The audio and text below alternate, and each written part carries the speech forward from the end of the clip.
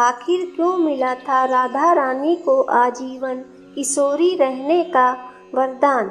सनातन धर्म में कृष्ण भक्ति में डूबे रहने वाले अनेकों भक्त हैं जो राधा रानी के नाम का जाप करते रहते हैं।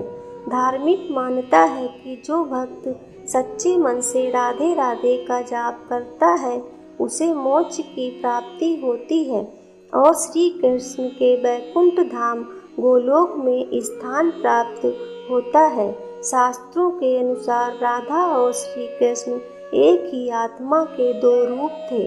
श्री कृष्ण और राधा रानी एक दूसरे के बिना अधूरे माने जाते हैं। इसीलिए आज भी श्री कृष्ण से जुड़े प्रत्येक कार्य में राधा रानी का नाम सबसे पहले लिया जाता है।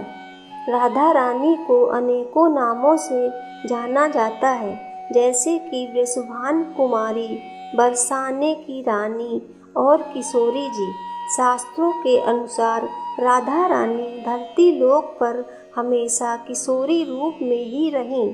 शास्त्रों में उल्लेखित कथाओं के अनुसार राधा रानी को ऋषि अष्टवक्र से आजीवन किशोरी बने रहने का वरदान मिला था।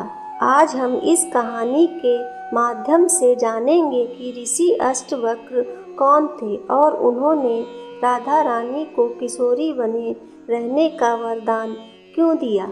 पौराणिक कथाओं में यह वर्णन मिलता है कि द्वापर युग में वेदों और शास्त्रों के महान ज्ञाता ऋषि कहोड़ और माता सुजाता के पुत्र का नाम ऋषि अष्टवक्र था।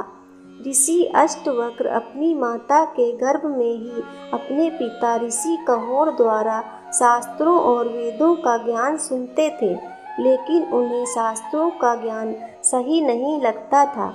इसीलिए ऋषि अष्टवक्र ने अपनी माता के गर्भ के अंदर से ही अपने पिता से कहा कि शास्त्रों में ज्ञान नहीं है, ज्ञान तो हमारी अंतरात्मा में होता है।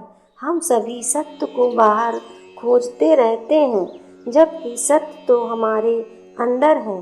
शास्त्र तो केवल शब्दों और वाक्यों का समूह है।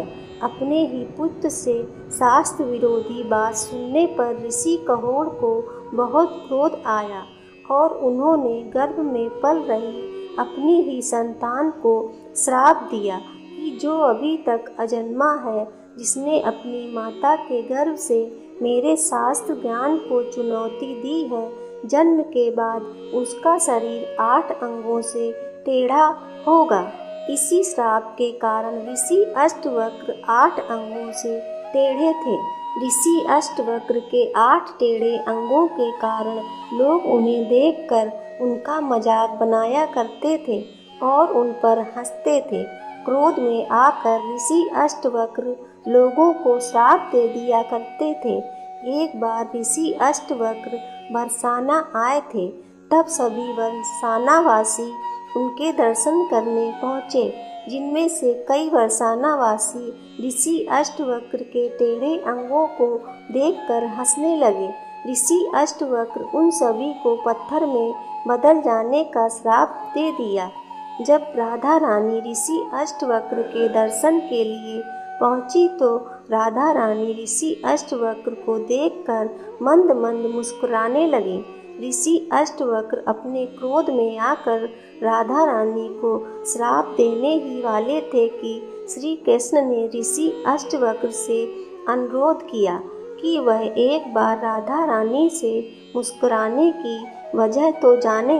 तब राधा रानी ने ऋषि अष्टवक्र से कहा कि वह ऋषि अष्टवक्र के टेढ़े अंगों को देखकर नहीं मुस्कुराई, बल्कि आनंद की अनुभूति के कारण मुस्कुरा रही थीं, क्योंकि उन्हें तो ऋषि अष्टवक्र को देखकर श्री कृष्ण की छवि और परमात्मा के दर्शन जैसी अनुभूति हुई। इसीलिए प्रेम और सम्मान में ऋषि अष्टवक्र को देखकर राधा रानी मुस्कुरा रही थीं। इतना सुनकर ऋषि अष्टवक्र बहुत प्रसन्न हुए और राधा रानी को आजीवन किशोरी बने रहने का वरदान दिया। साथ ही अन्य गांव वालों को भी श्राप मुक्त कर दिया। इसी कारण राधा रानी को किशोरी जी कहकर संबोधित किया जाता है। किशोरी अवस्था से ही राधा रानी का नाम किशोरी पड़ गया। आज भी ब्रज की हर बालिका को किशोरी जी का ही रूप माना जाता है।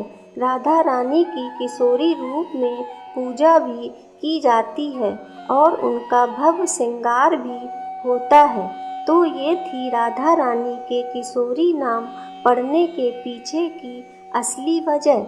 जय श्री कृष्णा, राधे राधे। दोस्तों, आपको ये कहानी कैसी लगी कृपया कमेंट करके ज़रूर बताएं और ऐसी ही कहानियों को जानने के लिए हमारे चैनल को सब्सक्राइब ज़रूर करें। धन्यवाद।